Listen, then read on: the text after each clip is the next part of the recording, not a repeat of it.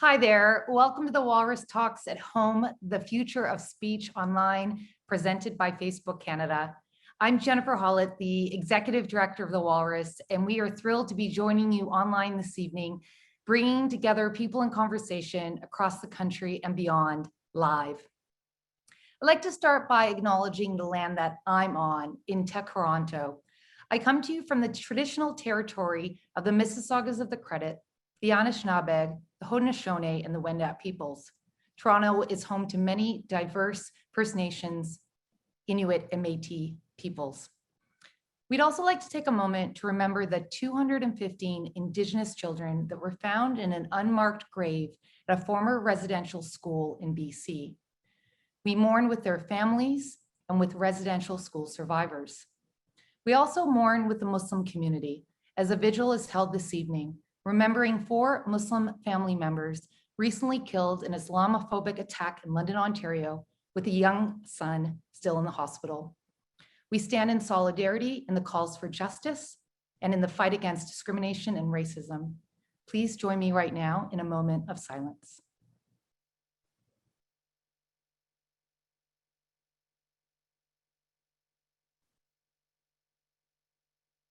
Thank you.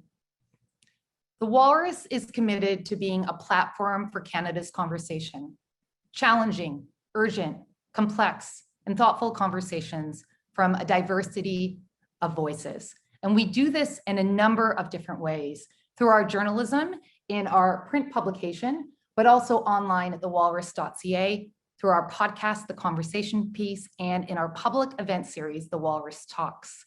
Now, The Walrus Talks at home, my home, and your home. And this work is powered by our donors, supporters, and partners. So thank you all for being here and to Facebook Canada for making this event possible. We're really excited to welcome Facebook Canada as a national partner on the future of the internet. Tonight's event is part of a year-long partnership, expanding the conversation on some of the most important digital issues of our time. Right now, please join me in welcoming Rachel Curran, Public Policy Manager at Facebook Canada. Hi, Rachel. Hi, Jen. Hi, everyone. Welcome, and thank you for joining us for what promises to be a fascinating discussion. Thank you, Jen, also for those acknowledgements, which I think are really important in the current context. This is the second of 4 talks we are hosting as part of a 1-year collaboration with the Walrus, together along with leading Canadian thinkers like our featured speakers today. We are hoping to expand the conversation around the benefits and challenges of the internet. Today's talk is focused on the future of speech online.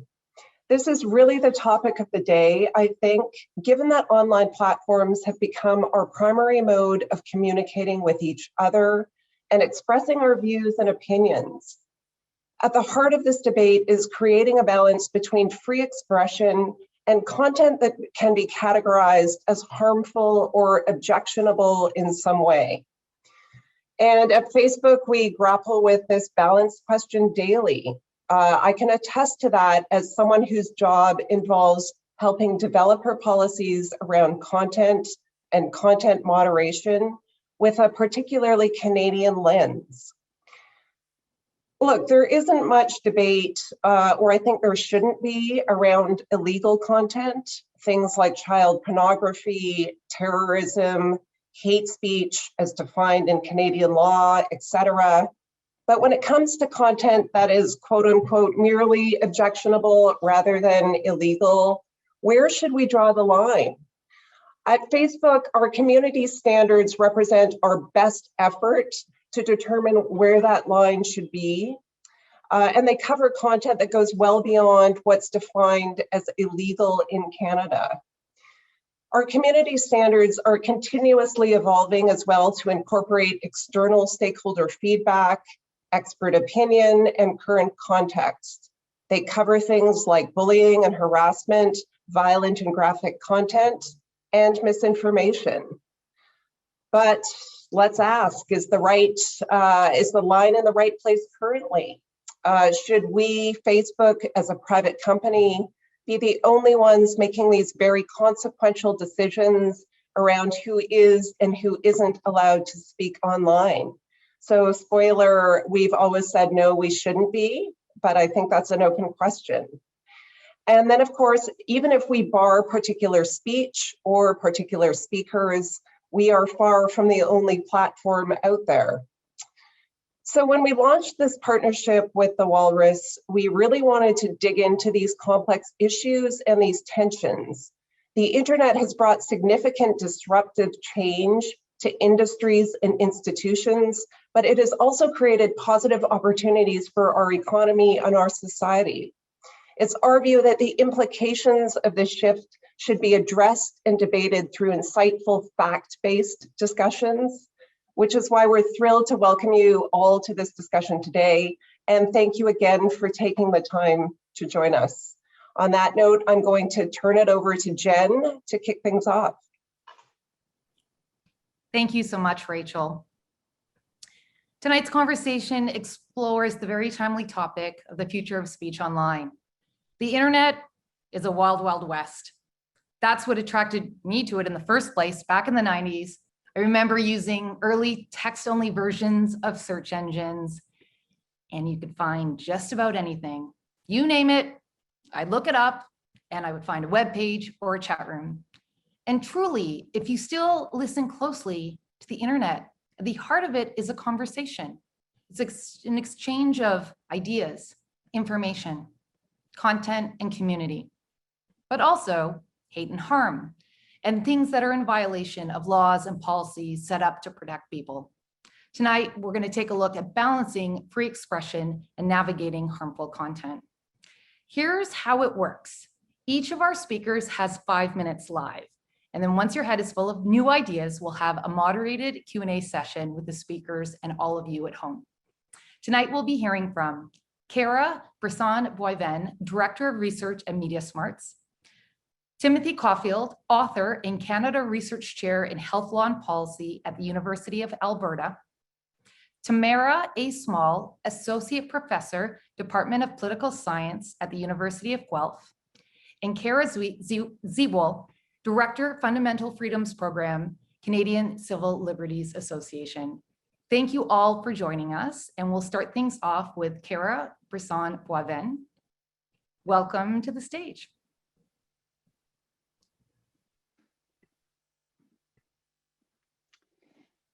Hello, my name is Cara Brisson-Boivin, and I am the Director of Research at MediaSmarts. Today, I wanted to focus my comments on our online experiences and environments, and the implications for the future of speech online. Our online experiences shape our capacity to develop empathy and act ethically. Today's digital media are fully networked, placing each user and consumer at the center of an infinite web of connections and interactions, allowing content to be shared with any number of people on a multitude of online platforms. Both content and users move seamlessly between a handful of large platforms, social networking sites, video sharing sites, and online games, for example. And while individual communities can form and develop their own social norms, within each platform, these values can be easily influenced by those of other communities. Because a community's norms are largely set by the most committed 10% of members, the connections between networks means that small groups of powerfully committed individuals can have a significant impact on the values of much larger communities and platforms. Users don't have to encounter overt hate speech to be exposed to hate online. In fact, much more common are cultures of hatred, communities in which racism, misogyny, and other forms of prejudice are normalized. Many online spaces have fairly high baseline levels of racism, sexism, and homophobia. And when hate online goes unchallenged, users may believe that intervention is overreaction. When cultures of hatred are masked as consensus and the behavior is not seen as harmful, the majority of witnesses may not believe intervention is worth the risk of social exclusion. Some aspects of digital communication can lead to empathy traps, which prevent users from feeling empathy in situations where they normally would. When we're using the same screen to talk to our friends that we might use to kill aliens, or when we can't see the people that we are hurting, robbing, or copying from, it's easy to forget that what we do online matters. A lack of sensory feedback can make us less likely to recognize how other people are feeling when we're online. Some or all of the things that would generally trigger empathy in us, a person's tone of voice, their body language, their facial expressions, these can be absent when we interact with them online. And this can lead us to say or do things that we wouldn't do offline. We may even have trouble identifying our own emotions when we're engaging online. And a lot of what I've been speaking to in terms of experience highlights the importance of environments in our online interactions. Our most recent research at MediaSmarts and algorithmic awareness highlights how architectural designs and defaults, as well as artificial intelligence, are increasingly shaping the online spaces in which we engage, particularly the breadth and depth of content available to us, and how the pressure to optimize for recommendation factors such as virality, engagement, watch time, these affect the quality of the content we are experiencing and our capacity to verify whether or not something is true online. In fact, we need to further explore whether or not users may be more likely to trust algorithmically recommended content because of a perception of validity or trustworthiness that stems from content that is curated for them by a platform. Also, when it comes to protecting users' well-being, platforms tend to think in terms of affordances and respond to concerns by adding additional features, such as blocking or muting mechanisms. And users typically resort to these defaults. It's only about 5% of users who end up engaging with tools that go beyond these default architectures, highlighting the need to raise awareness among users so we can more actively and critically make decisions about our user settings. Here's one brief example to illustrate the importance of language in design fixes for combating hate online. For years, if you searched for the word Jew on Google in English, this would bring up an anti-Semitic site. This was manually fixed in English, but if you searched for juif in French, you would still see an anti-Semitic site. Now, I believe that example has since been corrected, but there are countless other examples of hate existing online in minority languages. This again demonstrates the need for human moderation and oversight along with architectural design fixes. So as you may already be connecting in my comments, our online environments shape our online experiences and vice versa. We need to unpack this reciprocal relationship, particularly in terms of its consequences for user agency, empowerment, and digital well-being, as well as advocating for digital media literacy education as a fundamental right of all technology users, including the various ethical, social, and reflective practices that are essential if we are to develop online resilience and ethical digital citizenship. Thank you. Hi, my name is Tamara A. I'm an associate professor at the University of Guelph in the Department of Political Science. So even though the topic of this panel, the future of speech online, isn't a question, I think questions are embedded in it. So what do we do with online speech? How do we fix it? So I want to start my remarks right now to think back to two key moments that have happened in the last 2 years. So first, I want to go back to May 2020. And I want to remind you of the bystander video of the fatal arrest of George Floyd by the Minneapolis police. This 8-minute video was shared and watched by millions of people, and it changed the world. This viral video was instrumental in the resurgence of the hashtag Black Lives Matter. It brought discussions of anti-Black racism and social justice to everyday conversations and sparked protests across the world.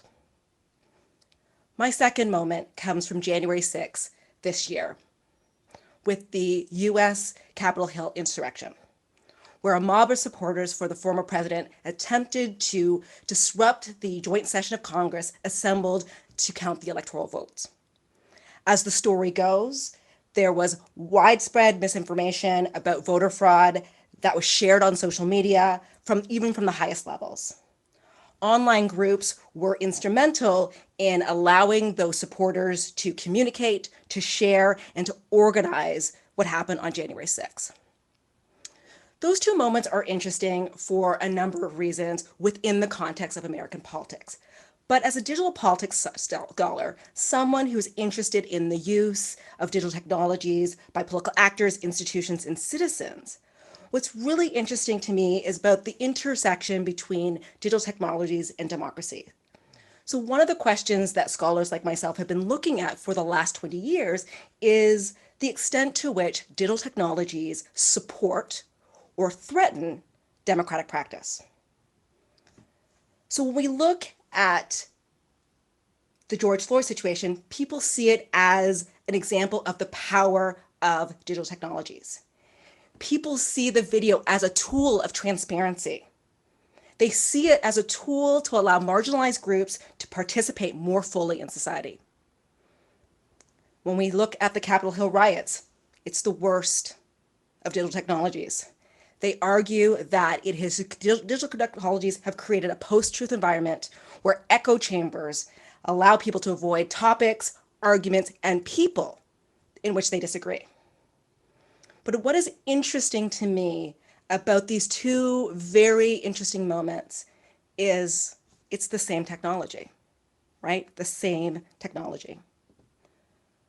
So digital technologies allow for the accessing and sharing of a lot of information.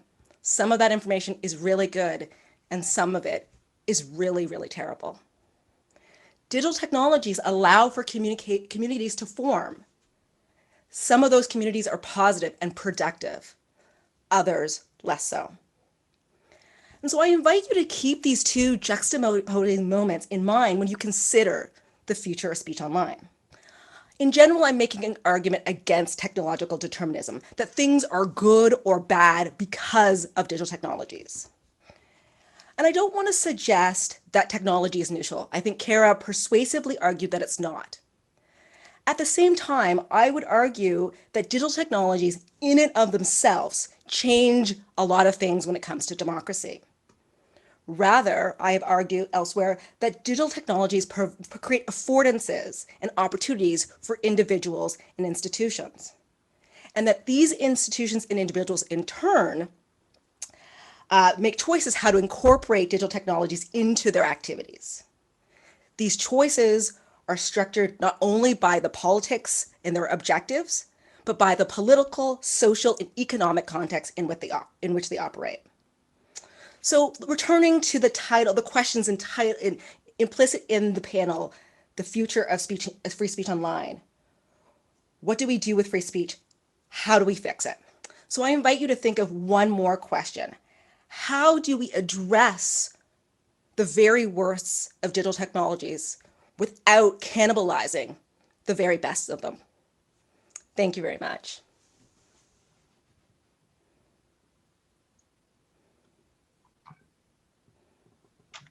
Good evening. My name is Cara Zwibel, and I'm a lawyer and director of the Fundamental Freedoms Program at the Canadian Civil Liberties Association.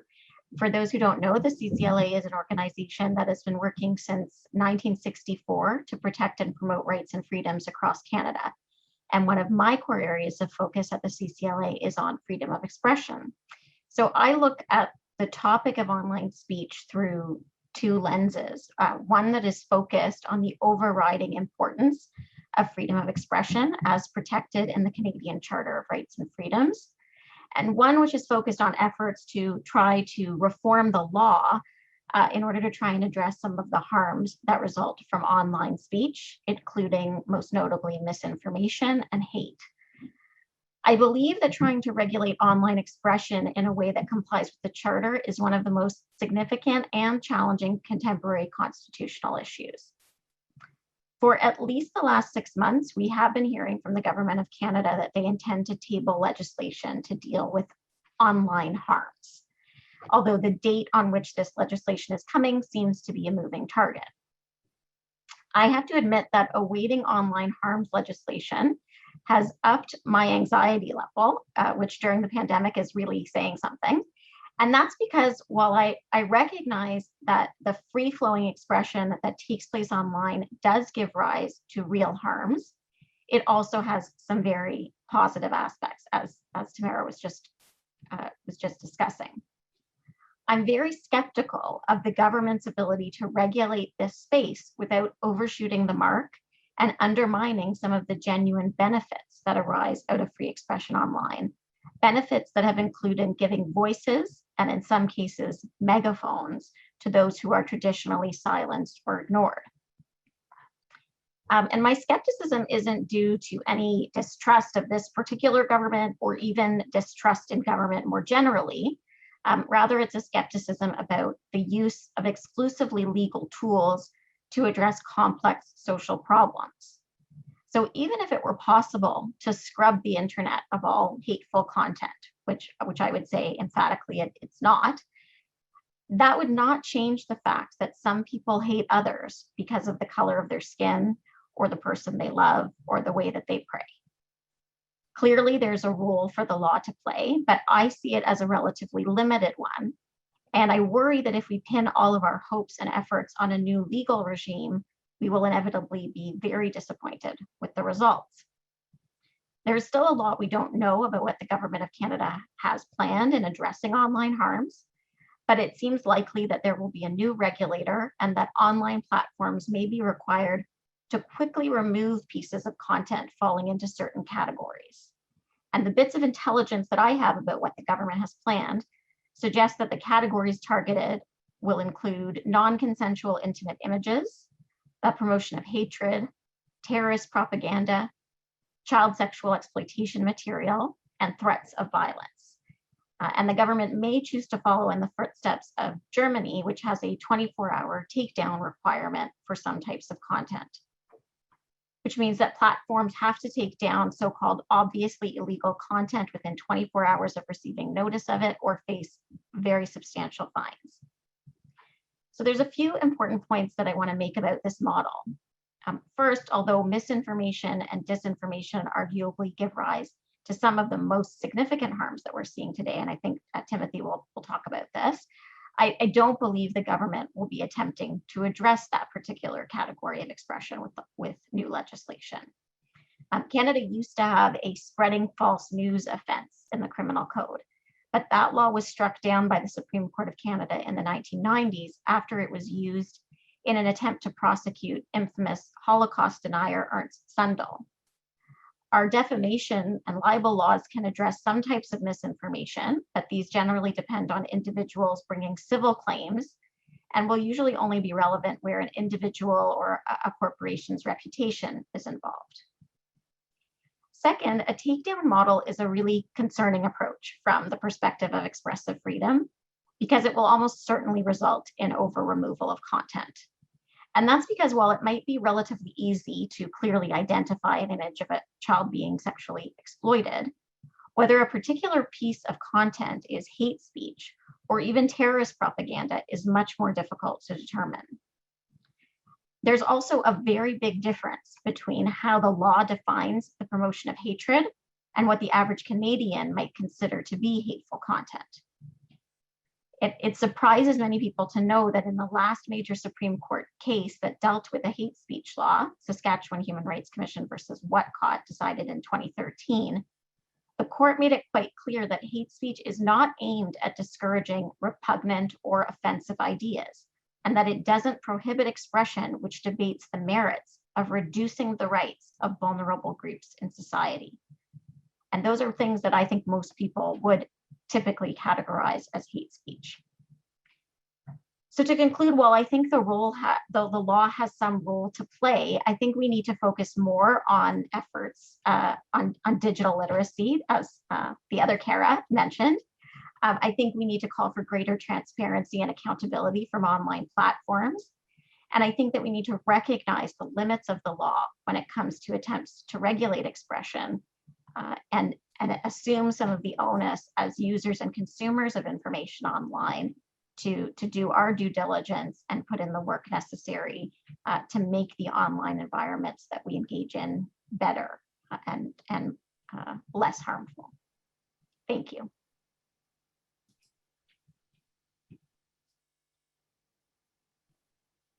Hello from Edmonton, Treaty 6. My name is Timothy Caulfield, and I'm a Canada Research Chair in Health Law and Policy at the University of Alberta, and I have spent decades studying misinformation, and holy cow, are we ever in it now. In fact, we're right in the middle of what's been called an infodemic, and we know this is causing great harm in stressing people out. In fact, this term, the infodemic, came from the World Health Organization over a year ago, and they were very, very right to categorize what's going on right now as an infodemic. And not only do entities like the World Health Organization, the CDC, the Public Health Agency of Canada, our provincial governments, our federal government recognize that this is a problem, Canadians recognize it too. This was a study that came out not that long ago, I'm going to say February. StatCan found that 96% of Canadians recognize that they're seeing misinformation kind of on the daily.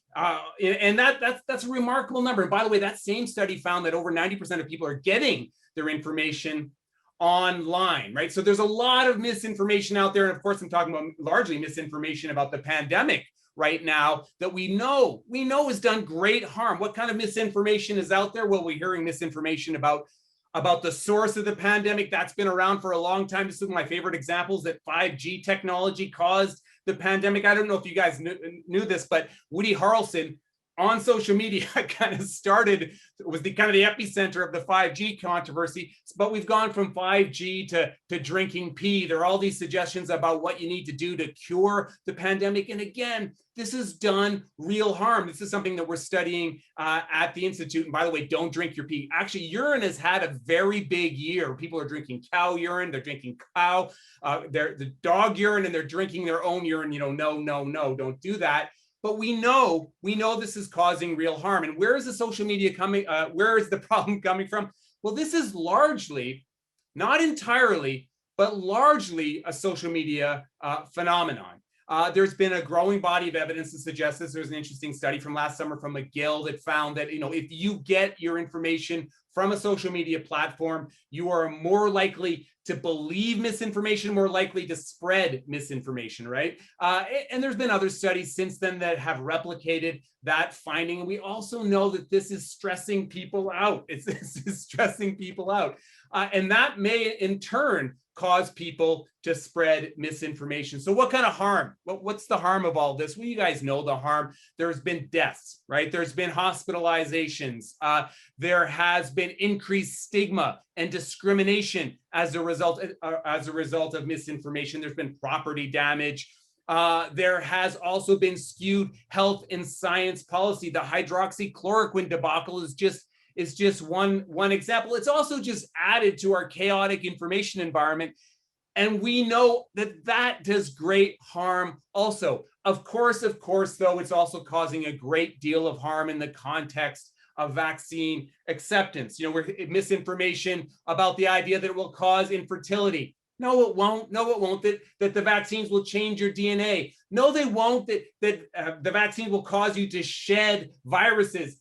No, they won't. But we know that this kind of misinformation, there's a good body of evidence to back this up, has an impact on vaccination uptake. It does real, measurable harm.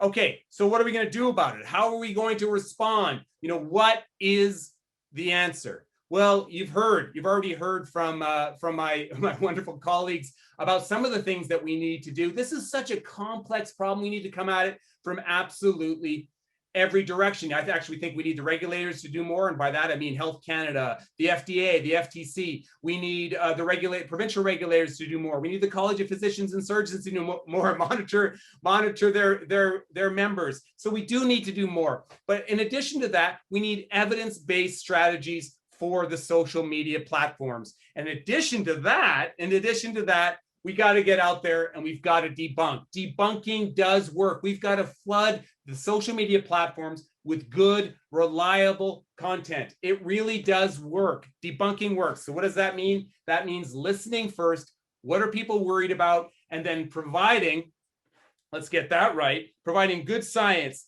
highlight the gaps in the logic, be nice, use engaging content. Creativity wins. We got to use art. We got to use humor. We have to use narratives and aim for the general public. Don't waste your time on those hardcore deniers.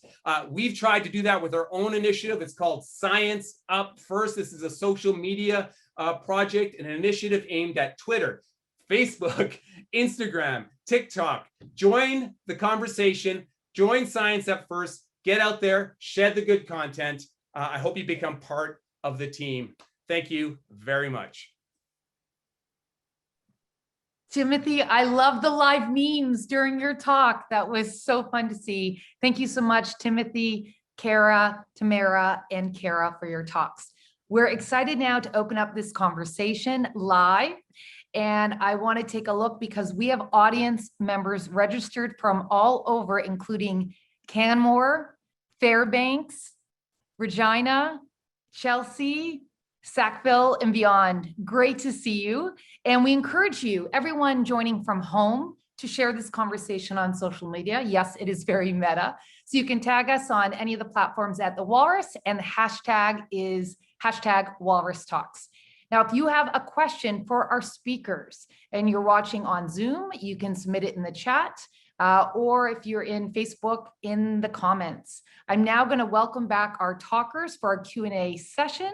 So if each of you could turn on your cameras, we'll kick things off. I have a few questions to get us going, and then we'll get to our questions from the audience. And since we have two Caras, I'll use your initials from your last name. So Cara BB and Cara Z, just to avoid any confusion. I'd like to kick things off, Tamara, with something that you mentioned, which is a binary, that often when we talk about the internet, tech, the platforms, it's good or bad. Why do you think this viewpoint is so mainstream in terms of how we frame the conversation? Well, it's interesting because I think, so this year I teach a digital politics course, and for the first time ever with these students was the first time that they all came in and was like, internet's the worst. And I was like, whoa, what has happened? But they started this semester after January the 6th, right? This is a group of students. Usually when I teach this course, they all come in and they're like, young people are going to change the world through the internet. It's the greatest thing ever, right? And you know, the very big, I mean, part of it is that the technologies that came before television were not technologies that allowed for these conversations. They didn't do this work that the internet does. And so I think, as many people pointed out, is that there's affordances in digital technologies that don't exist on television, on radio, in newspapers. And so it was easy for people to link those democratic values to those affordances. So there's a bit of a reaction then that happens absolutely, depending on where we are. And partly it was that, you know, like democracy, we want to improve democracy. Like that's a great thing for us to all want to do. But I think many of us who've been studying this for a very long time were a bit sort of surprised at 2016 when the misinformation crisis hit. We were all like, whoa, technology can be used in this kind of way. And I think, you know, many of us, again, lots of us were surprised and unsurprised in January. You're like, you're like, of course technology would lead to this, but yet we were all kind of like, whoa. And so it's, you know, I understand the binary, but I think the reason is that we really thought that the internet was going to be the thing that moved us forward. And in some ways it has, but it doesn't at the same time. Tamara, you bring up misinformation and you point to how we can define it for so many things, whether it's an election or Timothy, as you were speaking to COVID and beyond. Timothy, there's misinformation, then there's the term disinformation, and I often hear people confusing the terms. Can you just clarify the difference and what we mean? Yeah, I like to use misinformation kind of as the umbrella term, but really this falls on a continuum, right? At one end of the continuum, you know, let's call it the really evil end of the continuum. You have entities spreading inaccurate information for a particular malevolent goal, right? You know, deliberately. These are conspiracy theorists that they're doing it for a very particular reason. And sometimes it is malevolent, and they might even be doing it just to create a chaotic information environment. You move along that continuum, and there are people knowingly spreading things that are inaccurate to forward, for example, an ideological agenda. And then you move along the continuum a little bit more, and you have individuals that are spreading misinformation knowingly to sell products, to build a wellness brand. And then you move along that continuum a little further, and there may be individuals who are, again, selling products, but hey, they believe it. They really do think this is going to boost your immune system. No, it's not, by the way. And then you move further along that, and you have individuals that are just spreading information because they want to do what's right. They're trying to figure things out for themselves, for their families, for their loved ones. That's misinformation, but their intent isn't there. But you know what? All along that continuum, it can do real harm. But the reason it's important to reflect on that continuum is because there might be different interventions that you want to use depending on the intent. And this goes perhaps to Cara Z, some of what she said, and also the kinds of interventions you want to use with critical thinking, to go with Carrie's at BB, about teaching people how to tease out what's correct and what's not correct. So yeah, I think it's a really important question. So Cara, Bibi, I'd like to bring you into this because in your talk, you mentioned that a small group can have a significant impact. And I assume that's in a good way, which is exciting, but also in a negative way, which can be dangerous. Can you build on that and perhaps give us an example? Yeah, you're very right. It can be in a good way or a not so good way. I think, in the research we've done around online hate, one of the things that we were observing is that, the loudest minority, 10%, are really who are pushing the dial in an online community and setting the tone, the norms, the values for that space. But one of the challenges is the sort of nature, the online environment often gives us the sense that it's a much larger group of people, or in fact, a consensus view that is holding, whatever the norm or value or ideology may be in that space. And so I think that's one of the key challenges, and particularly around online hate. We also found out that people, particularly young people, are less likely to intervene if they believe that the view is held by a large majority. We know that youth are very much concerned about social harmony. The thoughts, opinions, and of their peers matter greatly to them. I think it's also true for many of us as adults. So it can, in fact, work to our disadvantage when we think that, oh, well, most people in this space must believe what this small contingent of folks are actually saying. So again, just that piece around the importance of educating people about how sort of norms and values are shaped and formed in online spaces. And there are roles for a multitude of different players. Platforms have a role, in being a lot more transparent about community standards, how those are set, and what the repercussions will be when those standards are violated. Great, thanks. I want to bring the other Cara in. As you were speaking about the law, we also know that the law stretches and expands. So where is the law in catching up with technology? How far behind is it? I don't want to say how far ahead of it is, because we've seen that there is a gap. Yeah, it's pretty far behind, I would say.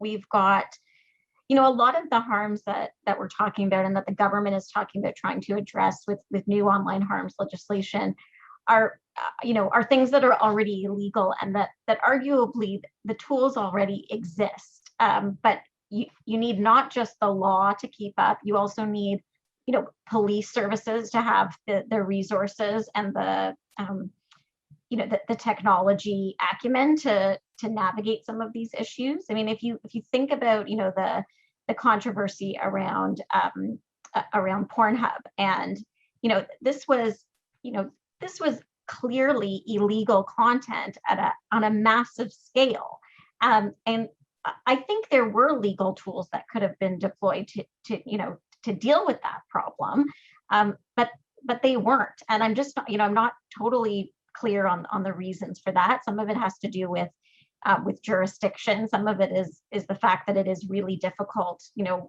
with regulating the internet, because our laws work in, a particular jurisdictional context. It's Canadian law or it's Ontario law, but the internet doesn't work like that. There are no borders. And so, I think the challenges that the online environment presents are challenges that our law has not really done a particularly good job at keeping up with. Sometimes the courts are moving forward, but even if you think about the amount of time that it takes for a case, for example, to get all the way up to the Supreme Court of Canada, you have, the Supreme Court looking at privacy in text messages, and it doesn't make it up to the court until the technology has kind of changed so significantly by the time that case gets to court that it's almost irrelevant. So we've not done a great job of keeping up. I mean, I think it's a really challenging thing to do because technology does change, very rapidly. And even thinking about, I mentioned this need for greater transparency on the part of platforms, which I stand by. But the reality is that, the platforms change the way they do things regularly. So, knowing how an algorithm works or knowing how, why you're seeing the ads that you're seeing, you may understand it one day, but the next day it changes. So there's a lot of work to do for governments and for us as users in trying to keep up. Thank you, Cara Zed. And we have a bunch of audience questions coming in. I'd like to get to those now. And one is related to what you just mentioned regarding AI. This is from Jerry. Please discuss the role of AI in identifying content that should be considered for removal. I can take a go at that to start. Yeah, so platforms, as I mentioned, kind of typically tend to resort to technology, not surprisingly, as a fix for things, which is good, and there is value in that, but it's not a sort of full stop. And AI, there certainly are the uses of AI in different platform uses of AI to identify inappropriate content, hateful content, and so on. The challenge is that, as Cara Z just mentioned, the content is changing, the environment is changing, and we, for lack of transparency, don't fully understand how the algorithms are working. So it is hard for people working in the space to be able to, for example, track how effective these things are. We actually really can't figure that out because there's proprietary reasons why we don't get to understand how those algorithms are working. So that's one thing I would say. The other thing I would say is that I can give an example from last year during the pandemic in 2020. QAnon on Facebook groups saw a 5,000% increase by a study from Moonshot. And this is, for the most part, like really explicit, in some cases, there's, really overt instances in which this is problematic. Platforms tend to crack down on it. It takes some time, as Cara mentioned, but, I use the example to flag how things that seem fringe can quickly move into the mainstream. And that is something that hate groups use to their advantage in their messaging and so on. So, it's partially because of the info economy and how quickly things can move from what we think are fringe into mainstream. And when things become mainstream, it becomes harder to crack down on using AI because they're trained typically on more fringe messaging, and then they have to be adapted and so on. So there's a lot of challenges, but yeah, it's partially because we can't track it and hold it accountable, and also partially because of the way the info economy changes so quickly. Timothy, I saw something popping up there. Yeah, it's to build on Cara Bibi's comment. I totally agree with her. You get these really fringe, I'm sure Cara's going to agree with this, that social media is a polarization machine, right? That's what it is. And it moves these fringe ideas to the middle. That 28% of Americans at one time believed the Bill Gates conspiracy theory. That's a hardcore conspiracy theory, that he caused the pandemic, to force vaccinations, to put microchips in us. Yeah, you gotta be careful about these kind of surveys. It's an inherently limited methodology, but that backs up exactly what Cara just said. And if this is feeding the algo, right, this is feeding the algorithm, it becomes really difficult to use it as a machine. Having said that, there have been some interesting studies, of course, showing AI is a tool we need it. We absolutely are going to need it in order to police the internet. But there also might be systemic biases built into those algorithms also that make it a less than ideal tool. But Cara's right. We need more research on this exact topic.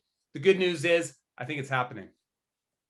Yeah, I'm not a scholar of AI, but I would like to sort of highlight that, AI is not great with race. like period. Yeah. It is just not good with race, and that we really need to keep. And because AI is a black box, we don't know what, once you put the garbage in, what it does with it, we have no idea. And so we have to be really, really careful about how we allow AI to determine what is truth when we know it's really bad with probably with more things with this, but race definitely really bad.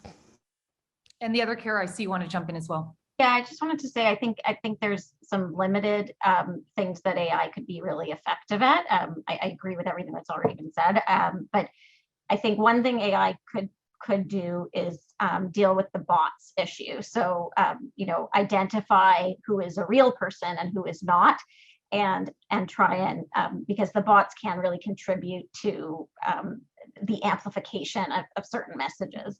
And the other thing I think that, as far as sort of filtering content, what I've heard from people who know more about the technology than I do is that, it's relatively easy for a machine to identify child pornography, right? You can feed it a bunch of images of child pornography and it will eventually be able to recognize those images elsewhere. But that's not true for things like hate speech, for example, because hate speech is very contextual.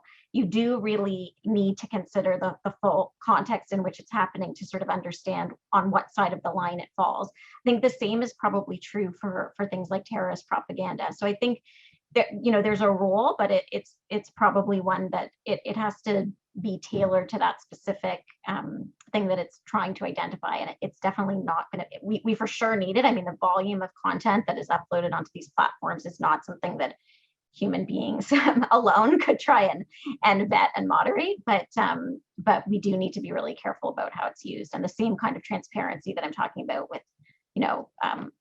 with algorithms, we need to bring to that technology. Thank you. We have more audience questions coming in. I want to get to as many as possible. This is from SC. There have been a few calls to implement an e-tribunal social media council type oversight mechanism to assess and regulate online speech. Do you think this regulatory response will be effective? I can start on that one if you want. The typical lawyer answer, it depends. It depends a lot on what it looks like. And I'm not actually sure that, that there has been talk about this, and there was some important work done by the Public Policy Forum that suggested doing something like this. The sort of rumors that I guess I've heard from coming out of the government don't suggest that that's necessarily the way things will go. But I think a social media council is an interesting idea. I think it has the potential to be a more democratic approach to regulation than some other models. But there's really just a lot of unknowns about how this would work. Similarly, an e-tribunal, I think we've experimented with this in Canada in some particular pockets and some particular areas, but it's all pretty new. It's all still sort of at the pilot project stage, I think. So, I think it's something we could experiment with. I think also, there is, and you find this even on social media, people will say something on social media, and a little while later they'll decide, I really shouldn't have said that, and then they'll take it down themselves. And I think there are some mechanisms. Well, that's when you end up on a reality show. That's how that works. But there are some mechanisms I think that we could implement that would get people to to take that pause and to think about things a bit more. And I guess the e-tribunal is a potential sort of middle ground, but it's probably not appropriate for certain things. I think that if we're talking about something like hateful content, it's probably not the kind of thing you're going to want to engage with through that kind of process. All right, thank you. I want to get to some more questions here. This question is from Jay, and it's something that a few of you have mentioned. What is the role of media literacy in this, and whose shoulders does this responsibility rest? And I think that speaks to funding, jurisdiction rollout? I'm happy to take a crack being the representative from Canada's Digital Media Literacy organization. I would say, I mean, and this kind of backs onto what the last question we just had, and my co-presenters have all kind of spoken to this. You know, it's a kind of whole of society, multifaceted approach. But you know, we can't regulate ourselves out of a social problem, for example, and you know, entirely, and that is the role of public education. In Canada, we do not have a national digital media literacy strategy, approach, framework. Other countries do. Our counterparts in the UK, our counterparts in Australia, other Scandinavian countries. There is a national, you know, support framework desire to make sure that the population is equipped with the skills and tools for all kinds of the critical thinking, for all kinds of online engagement, from you know, ethical digital citizenship to recognizing fact from fiction to you know, being able to frankly engage politically and access basic services. So this is one thing that we are certainly advocating for, you know, in the Canadian context. And I would say conversations like this just highlight the need for support at a national level.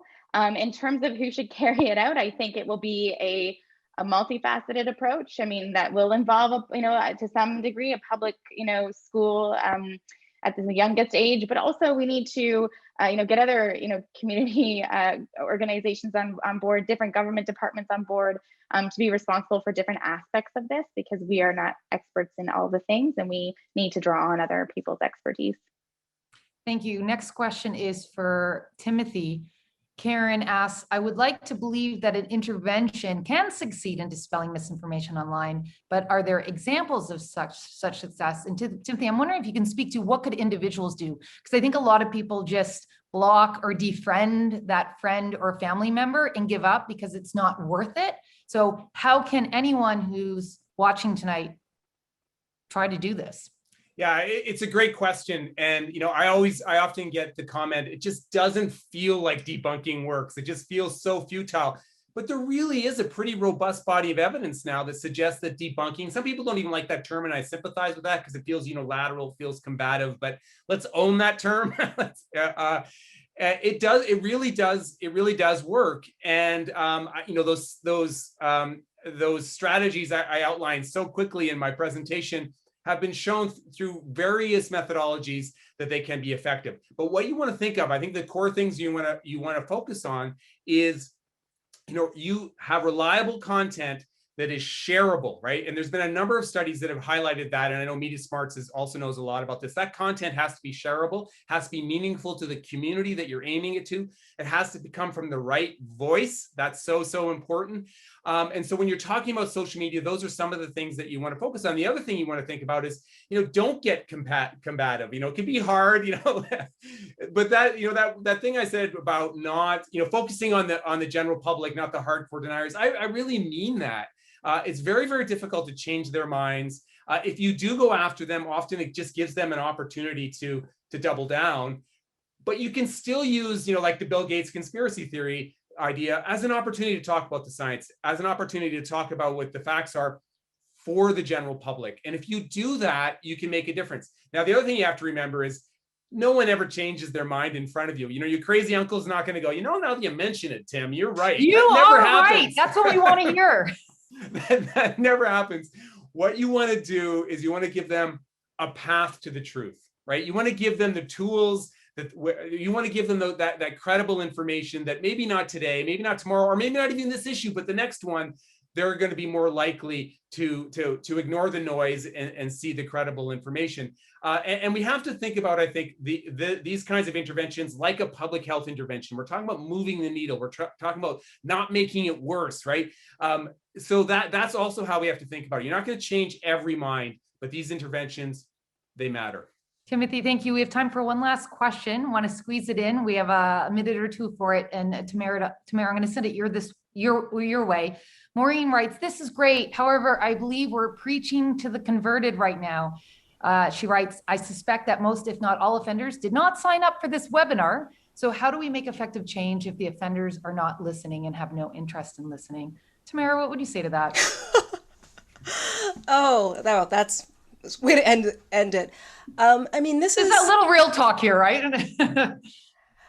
I mean, yeah, I don't really have a great answer for that question. I mean, we all have to work together. I mean, I think to Tim's point, what I would say is when we think about this and we're thinking about interventions, it may not be about changing the person you're talking to. It's about the people that they're talking to, right? All of this is sometimes about the other people. It's not just, and so if people think that person is a person to listen to and you provide them with information, it might help to like dispel the information down, right? And so I think we need to sort of think that we're not simply just dealing with the top person, we're dealing with other people, that people are in communities and we want to engage with those communities more broadly. But this is difficult. I mean, I think the other thing we didn't talk about that much is there, echo chambers are on this. That's a problem, right? People are going to get into their spots where, you're not going to be. And it's hard to deal with those people, as Maureen points out. So, yeah, I don't have a great answer to that, but it's an excellent question. Remembering that people make up the network and figuring out how we can best break through those echo chambers that ultimately we're all participating in as well. Well, thank you to all of our speakers, to Cara Brisson-Boivin, Tamara A. Cara Zwibel, Timothy Caulfield. Great to see you. And this is our last event in our spring season. We're taking a break for the summer as we're all enjoying more time outdoors. We're going to be returning in September, though, with a full season of online events. Please check in with us at thewalrus.ca/events. At the end of August, you'll be able to see our schedule and register for any events that you're interested in. Also, we post all the videos from our events, including tonight's talks. You can find that online in the Walrus Talks video room on our website. Please keep an eye on your inbox. We're going to send you an email as a follow-up to this event. And the best way to not miss a future event is to opt in to our newsletter. At the Walrus, we believe that trustworthy journalism is an essential service. And with your support, we can continue to provide fact-checked, long-form journalism that Canadians can rely on. So if you enjoyed this free event tonight, please consider making a donation at thewalrus.ca. You can click on donate. All gifts of $20 or more receive a charitable tax receipt. Thank you to Rachel, Kevin, Mark, Aaron, Megan, and Tammy at Facebook Canada for making this conversation possible, and our year-long partnership together on the future of the internet. We'll be back again in September with more of the Walrus Talks on the future of the internet specifically. A big thank you to our annual sponsors, Inspire, Labatt Breweries of Canada, Air Canada, Shaw, and Facebook Canada. Community is really important in these COVID times, and each one of you in our audience tonight is a part of that. Thank you so much for joining us. Merci, miigwech. Have a great evening and summer ahead.